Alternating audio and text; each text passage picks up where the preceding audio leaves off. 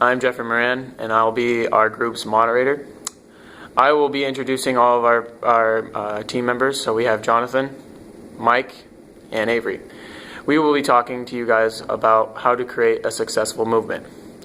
Now, we thought the best way to show that and how a great successful movement is created, we were going to talk about, one, the Black Lives Matter that is going on currently right now in our country, and the Civil Rights Movement, which was back in the 50s and 60s. So we figured this would be the best way to make a connection on how to make a successful movement. So with the Civil Rights Movement, it was about creating equality for all between blacks and whites in just everyday life. With Black Lives Matters is about racial inequality through the eyes of the law. So we want to touch on this, and each of us have our own specific ideas and how a successful movement is created. Okay, when looking at a successful movement in the past and the present, my mind instantly goes to the civil rights movements.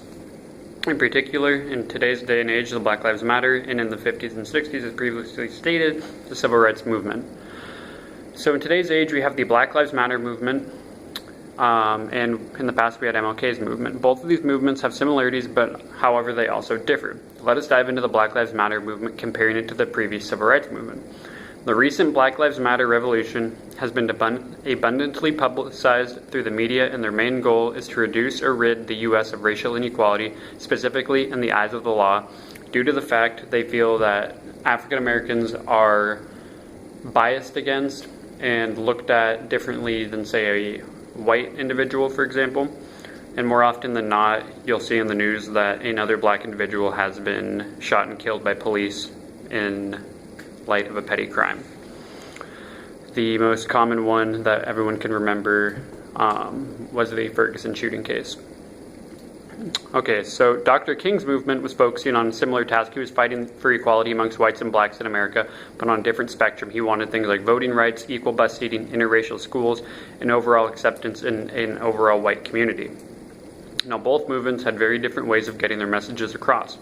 The Black Lives Matter movement has commonly utilized in the form of not necessarily a violent movement, but a more volatile movement. They've been commonly seen rioting, blocking off freeways, and stopping traffic in order to have their voices heard. They've utilized protests, and most commonly rioting in Ferguson, Missouri, when those massive riots were happening and the National Guard had to be called in.